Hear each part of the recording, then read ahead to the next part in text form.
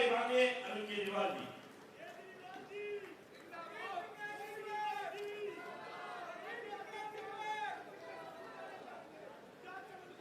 भारत माता की इनकलाब वंदे। आज यहाँ पे आए हुए सभी भाइयों बहनों, माताओं, बुजुर्गों, आप सब लोगों को मेरा नमस्कार, सबको मेरा प्रणाम। आज इतनी बड़ी संख्या में हमारे सभी ऑफिस बेरर, कार्यकर्ता, मंडल प्रभारी खासकर सभी आए हुए हैं। कल करवा चौथ है। हमें उम्मीद नहीं थी कि इतनी बड़ी संख्या में दिल्ली के कोने कोने से सभी मंडल प्रभारी यहाँ पहुँच पाएंगे, लेकिन आप यहाँ समय निकाल के अपने परिवार से इजाज़त लेके, परिवार का समय पार्टी को दे के आज यहाँ इतनी बड़ी संख्या में आए, इसके लिए बहुत बहुत शुक्रगुजार हूँ मैं। कल जैन साहब भी छूट गए जेल से, तो इसके साथ ही सभी देशभक्त अब जेल के बाहर आ गए हैं। अमानतुल्लाह खान रह गया। मुझे उम्मीद है कि उन्हें भी जल्द न्याय मिलेगा और वो भी जल्दी जेल से छूट के आएंगे। उनके लिए भी लड़ाई लड़ रहे हैं हम, बड़े से बड़े वकील खड़े कर रहे हैं, सब कुछ कर रहे हैं। अभी जब इन लोगों ने हमें सबको, मेरे को, जैन साहब को, मनीष सिसोदिया को, संजय सिंह को, विजय नायर को, विभव को, सब लोगों को जेल में डाला, इनका मकसद तो था पार्टी को तोड़ने का, लेकिन पार्टी एकजुट रही और उसका सबसे बड़ा कारण आप लोग हैं, हमारे कार्यकर्ता हैं, हमारे मंडल प्रभारी हैं, हमारे विधानसभा अध्यक्ष हैं, हमारे एमएलए साहब हैं, हमारे जितने पार्टी के आप लोग ऑफिस बेरर्स, कार्यकर्ता हैं, आप लोग जिम्मेदार हैं कि पार्टी आज इतनी मजबूती के साथ खड़ी रही। शायद भारत के इतिहास में किसी पार्टी के ऊपर इतना जबरदस्त हमला नहीं किया गया जितना हमला आम आदमी पार्टी के ऊपर किया गया, लेकिन हमारे कार्यकर्ता हमारी सबसे बड़ी ताकत हैं। आप लोग डटे रहे। एमएलए तो छोड़ो, ही एक कार्यकर्ता को भी नहीं तोड़ पाया आम आदमी पार्टी के पिछले 2 साल के अंदर। जब मैं जेल में गया था तो मैं भगवान से पूछता था कि हे भगवान, मैंने तो कुछ गलत काम किया नहीं है, मैंने तो एक पैसे की चोरी नहीं की, फिर इन्होंने मेरे को जेल में क्यों डाल दिया? जब मैं जेल से बाहर आया तब मुझे इस बात का जवाब मिला कि इन्होंने मेरे को जेल में क्यों डाल दिया। जेल से बाहर आने के बाद मेरे को पता चला, चारों तरफ लोगों से मिला, देखा, तो पता चला पिछले साल 2 साल में किस तरह से इन्होंने हमारे को जेल में डाल डाल के एक एक करके दिल्ली के सारे काम रोकते गए। ये लोग, दिल्ली के लोगों को इन्होंने इतना परेशान कर दिया। लोग आते हैं, मेरे से मिलते हैं, चारों तरफ कूड़ा ही कूड़ा कर दिया, चारों तरफ इन्होंने सड़कों की रिपेयर नहीं होने दी, इन्होंने मोहल्ला क्लिनिक में और अस्पतालों में दवाइयां बंद कर दी, इन्होंने मोहल्ला क्लिनिक और अस्पतालों में टेस्ट बंद कर दिए। बसों में जो हमने महिलाओं की सुरक्षा के लिए बस मार्शल लगाए थे, वो बस मार्शल इन्होंने हटा दिए। न जाने कितने सीवर ओवरफ्लो करा रहे हैं, सीवर की मेंटेनेंस नहीं होने दी, सीवर की सफाई नहीं होने दी। और तो और कई इलाकों के अंदर मेरे को एमएलए कईयों ने बताया, कार्यकर्ताओं ने बताया, इन्होंने सीवर के अंदर सीमेंट के कट्टे डाल डाल के सीवर ब्लॉक कर दिए। करे कि नहीं करे? ऐसे कौन करता है? अपने ही शहर को, अपने ही देश को बर्बाद कौन करता है? जो लोग गद्दार होते हैं, देश के साथ गद्दारी करते हैं, ऐसे तो दुश्मन करता है। ऐसे तो कोई दुश्मन देश का आदमी करता है। कोई अपने देश का आदमी ऐसे अपने देश के साथ कैसे कर सकता है? नहीं कर सकता। इतनी गंदी राजनीति, इसलिए इन लोगों ने हमको जेल में डाला। तो आज दिल्ली के लोगों ने ट्रेलर देख लिया पिछले 1 साल का बीजेपी का राज दिल्ली के अंदर देख लिया कि अगर बीजेपी को वोट दे दिया, अभी तो 1 साल बीजेपी का राज था दिल्ली के अंदर, अगर बीजेपी को 5 साल दे दिए तो ये दिल्ली का क्या हाल करेंगे दिल्ली के लोगों ने देख लिया। 9 साल में हमने जितने काम किए, 1 साल के अंदर इन्होंने उन कामों का सत्यानाश कर दिया, तो 5 साल में ये क्या करेंगे। इनके पास मौका था, एलजी इनके हैं, एलजी को इस्तेमाल करके जैसे इन्होंने काम रोके, उसी एलजी को इस्तेमाल करके ये काम करवा देते।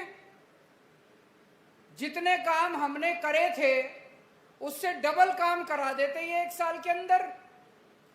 जितनी सड़कें थी चमका देते सड़कें दिल्ली की पूरी। जब हम सारे जेल में थे, मैं, मनीष सिसोदिया, संजय सिंह, सतिंदर जैन, हम सारे जेल में थे, उस टाइम ये इतना चमका देते दिल्ली को कि जब मैं जेल के बाहर आता, मेरे को पूछने वाला कोई नहीं मिलता। लोग कहते जी आपकी अब जरूरत नहीं है, बीजेपी वालों ने।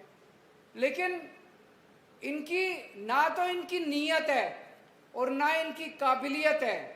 इनकी नीयत ही नहीं है अच्छे काम करने की। इन्होंने अच्छे काम करने की बजाय गलत काम किए, सारे काम इन्होंने रोक दिए। आने के बाद से मैं लगा हुआ हूं। मैंने कहा था अब मैं आ गया, अब चिंता मत करना, जितने काम इन्होंने रोके हैं सारे काम एक एक करके शुरू कराऊंगा। सड़कें रिपेयर होनी चालू हो गई कि नहीं हो गई? अभी पीडब्ल्यूडी की हो रही थी, अब नगर निगम की भी शुरू कराएंगे सड़कें रिपेयर होनी। अस्पतालों के अंदर, मोहल्ला क्लिनिक के अंदर इन्होंने जो दवाइयां टेस्ट बंद किए थे उसको भी अब चालू करा रहे हैं। ओल्ड एज पेंशन जो रुकी हुई थी, ओल्ड एज पेंशन को भी दोबारा चालू करा रहे हैं।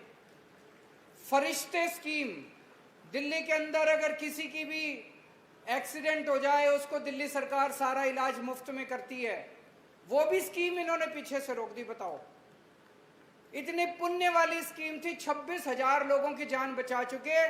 दिल्ली की बाउंड्री में किसी का एक्सीडेंट हो जाए तो दिल्ली सरकार अपोलो में, मैक्स में, फोर्टिस में, एस्कॉट में, जो बड़े बड़े अस्पताल हैं उनमें फ्री उसका पूरा इलाज कराती है। अच्छी बात है कि नहीं है? पुण्य की बात है, इसमें राजनीति नहीं होनी चाहिए। वो स्कीम भी इन्होंने रोक दी, लेकिन हमने वो चालू करा दी, दोबारा चालू हो गई।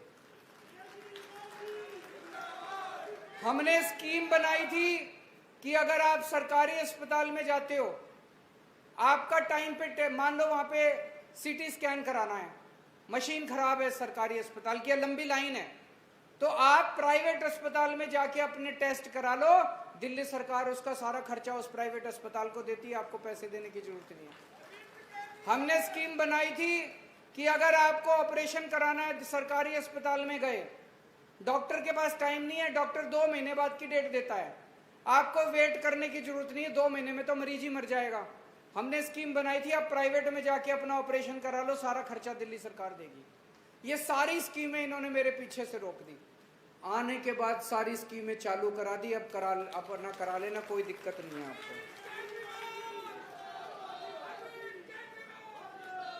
एससी समाज के लिए, दलित समाज के लिए, एसटी समाज के लिए, ओबीसी के लिए, गरीबों के लिए, ईडब्ल्यूएस के लिए हमने स्कीम बनाई थी कि उनके बच्चे जो इंटेलिजेंट बच्चे होते हैं, कंपटीशन के पेपर देते हैं, कंपटीशन के लिए कई बार कोचिंग करनी पड़ती है, बिना कोचिंग के लिए बच्चा तैयार नहीं होता। हमने स्कीम बनाई थी भाई कोचिंग वाले के पैसे, उसकी फीस हम देंगे। आजकल कोचिंग बड़ी महंगी हो गई, इंजीनियरिंग की कोचिंग करो 2-2.5-3 लाख रुपए ले लेते हैं वो कोचिंग वाले, तो एक गरीब आदमी कहाँ से 2.5-3 लाख रुपए देगा अपने बच्चे के लिए? तो हमने स्कीम बनाई थी उसकी कोचिंग का सारा खर्चा हम देंगे, वो भी इन्होंने बंद कर दी। अभी पिछले हफ्ते हमने वो सारी स्कीम्स, दिल्ली सरकार ने, आतिशी जी ने दोबारा चालू करा दिया हम लोग। और भी जितने काम है सारे काम हम दोबारा चालू करा रहे हैं। 5 साल में हमने जितने काम किए थे, इनका मकसद है वो सारे काम खत्म करने का। क्यों? क्योंकि इनकी 22 राज्यों में सरकारें हैं, वहां आवाज उठने लग गई है। जैसे गुजरात का चुनाव में लड़ने गया पिछली बार, वहां जनता इनसे, बीजेपी वाले से पूछ रही थी भाई केजरीवाल ने दिल्ली में, पंजाब में बिजली मुफ्त कर दी, गुजरात में क्यों नहीं करते? मध्य प्रदेश वाले पूछ रहे हैं कि हमारे यहाँ बिजली मुफ्त क्यों नहीं करते? वहां पे राजस्थान वाले पूछ रहे हैं, उत्तर प्रदेश वाले पूछ रहे हैं, उत्तराखंड वाले पूछ रहे हैं। कि हमारी बिजली मुफ्त क्यों नहीं करते, हमारे महिलाओं की बस यात्रा मुफ्त क्यों नहीं करते, हमारा पानी मुफ्त क्यों नहीं करते, हमारे को इतनी शानदार सड़कें क्यों नहीं। हर जगह इनकी आवाज उठने लगी है और इनके पास कोई जवाब नहीं है।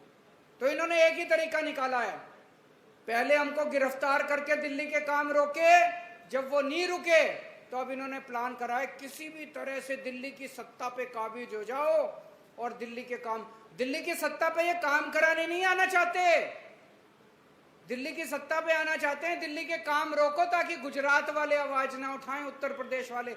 अगर ये दिल्ली की सत्ता पे आ गए तो दिल्ली के जितने काम हम सब लोगों ने मिलकर 10 साल में मेहनत करी है, ईमानदारी के साथ काम करें, सारे बंद कर देंगे। 70 साल से इन पार्टियों ने कुछ नहीं किया, 75 साल इन पार्टियों ने कुछ नहीं किया, बस लूटा इन पार्टियों ने मिलकर। इतना पैसा कमा लिया, इनकी 7-7 पुश्तें घर बैठ के कमाएंगी। 70 साल से 75 साल से किसी पार्टी ने स्कूल, अस्पताल, बिजली, पानी की बात नहीं करी, उनके मुंह से नहीं निकलता। हरियाणा जाते हैं, जाट नॉन जाट करते हैं, महाराष्ट्र जाते हैं, मराठा नॉन मराठा करते हैं, कहीं और जाते हैं, हिंदू मुसलमान, बस इसी बात पे वोट मांगते हैं ये लोग। कभी काम के नाम पे वोट नहीं मांगे, पहली बार एक पार्टी आई है जो काम के नाम पे वोट मांग रही है। आप लोगों की पार्टी ने, आपकी पार्टी ने पहली बार एक ऐसा गवर्नेंस का मॉडल दिया है।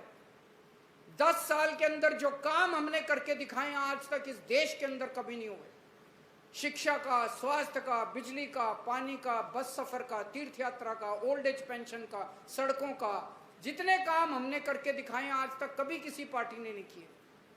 ये केवल दिल्ली की बात नहीं है, दिल्ली के कामों ने पूरे देश के अंदर एक उम्मीद की किरण जगाई है कि अगर एक ईमानदार सरकार आ जाए तो क्या नहीं हो सकता, सब कुछ हो सकता है।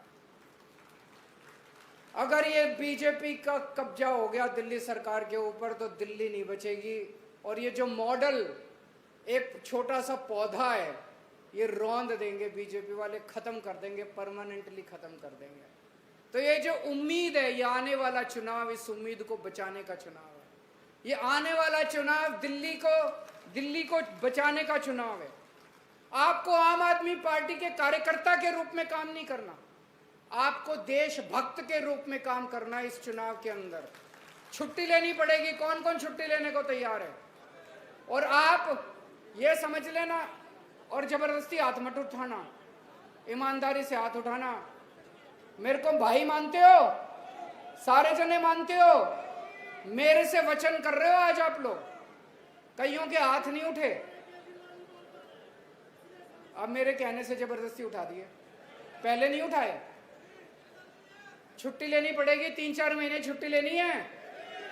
मंडल प्रभारी ऊपर से नीचे तक, मैं नेशनल कन्वीनर हूं, फिर ये विधानसभा अध्यक्ष है, फलाना टिमका, फिर नीचे आ जाते हैं बूथ कार्यकर्ता तक।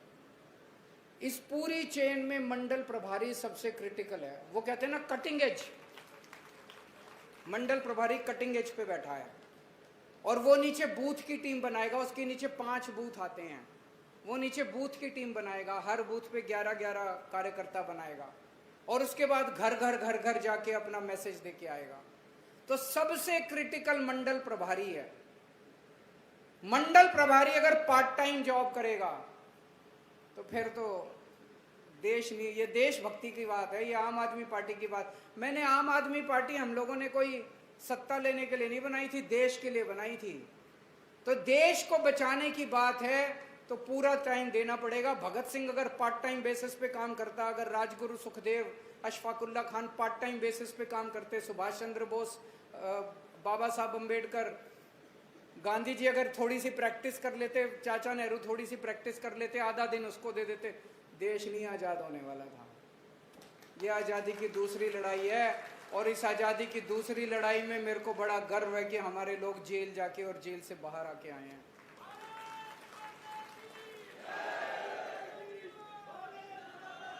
मेरे को चिंता इस बात की नहीं है कि हम सत्ता में आएंगे कि नहीं आएंगे, मेरे को चिंता इस बात की है हम नहीं आए तो इन स्कूलों का क्या होगा। एक आदमी मेरे से पूछ रहा था, बोला अरविंद जी अगर आप चुनाव नहीं जीते तो आपका क्या होगा? मैंने कहा प्रश्न ये नहीं है अगर मैं चुनाव नहीं जीता तो आपका क्या होगा, प्रश्न ये है। आपके परिवार का क्या होगा? अगर हम चुनाव नहीं जीते, आम आदमी पार्टी चुनाव नहीं जीती, तो आपके परिवार का क्या होगा? बिजली के रेट फिर बढ़ जाएंगे। मेरे को याद है, बिजली वालों के खिलाफ, बिजली के बिलों के खिलाफ मैंने 2 बार 15-15 दिन का अनशन किया था 2012 में। फिर से हमको अनशन करने पड़ेंगे अगर आम आदमी पार्टी सत्ता में नहीं आए। बिजली के बिल फिर बढ़ जाएंगे, आपकी सड़कें फिर टूट जाएगी, आपका पानी फिर खराब हो जाएगा, आपके पानी के बिल फिर खूब आने लगेंगे। दिल्ली में 8-8 घंटे के पावर कट लगते थे पहले। 22 राज्यों में इनकी सरकार है, एक भी राज्य ऐसा नहीं है जहां पे 24 घंटे बिजली आती हो। उत्तर प्रदेश में पूछ लो, बगल में या गाजियाबाद चले जाओ, 24 घंटे बिजली आती है? नहीं आती। दिल्ली में आती है। दिल्ली में पहले कितने लंबे लंबे, तो दिल्ली का वही हाल हो जाएगा। जो दिल्ली को बचाने का चुनाव है। यहां पे बहुत सारे अपने कार्यकर्ता आए हुए हैं, काउंसलर भी आए हुए हैं। हो सकता है आपको अपना एमएलए पसंद ना हो सकता है आपको अपना कैंडिडेट पसंद ना आए जो हम कैंडिडेट दें। आपको एमएलए की तरफ नहीं देखना, आपको कैंडिडेट की तरफ नहीं देखना। केजरीवाल पसंद है कि नहीं है? बस मेरी तरफ देख के वोट दे देना। 70 की 70 सीट पे केजरीवाल चुनाव लड़ेगा, 70 की 70 सीट में मैं चुनाव लड़ूंगा। ये सारे मेरे हाथ पैर हैं, सारे मेरे हाथ पैर हैं। किसी की तरफ नहीं देखना। कोई एमएलए बने, कोई काउंसलर बने, आपके काम मैं कराऊंगा। आज तक कराता आया हूं। सारे कार्यकर्ताओं से मिलता हूं, आधे से ज्यादा कार्यकर्ताओं के नंबर मेरे फोन पे है। जो मैसेज करता है, जो मेरे को फोन करता है, मैं फोन उठाता हूं। आपके सारे काम मैं कराऊंगा, चाहे कोई एमएलए हो। आपके झगड़े टंटे सारे अलग रख देना। ये काम, ये समय झगड़े टंटों का नहीं है। झगड़े टंटे करोगे हार जाओगे। दुश्मन बड़ा ताकतवर है। हमें इकट्ठा एक मुट्ठी की तरह रहना है, और मुट्ठी की तरह रहेंगे तो बड़ी से बड़ी ताकत भी हम लोगों को नहीं हरा सकती। ये मैंने एक चिट्ठी लिखी है दिल्ली वालों के नाम, पढ़ी आप लोगों ने? किस किस ने पढ़ी? ठीक लिखी है? पक्की बात? इसको अब घर घर पहुंचाना है, कल से शुरू करना है, घर घर जाना है। और 9 दिन मैंने दिए हैं। कल 20 तारीख है, 29 तारीख तक, 30 को छोटी दिवाली है, 31 को बड़ी दिवाली है। तो 29 तारीख तक आपको इसको पूरी दिल्ली में हर घर में और हर दुकान में बांटना है। करवा दोगे? मंडल प्रभारी बैठे हैं यहाँ पे सारे, करवा दोगे? पक्की बात? अपने नीचे की सारी टीम्स को ट्रेनिंग दे देना। संदीप पाठक आपको बताएगा कैसे ट्रेनिंग देनी है, कैसे बांटना है, कैसे क्या करना है। और मुझे पूरी उम्मीद है कि इस बार पिछली बार जितनी सीट आई थी उससे 2 ज्यादा ही आनी चाहिए, 2 कम नहीं आनी चाहिए। भारत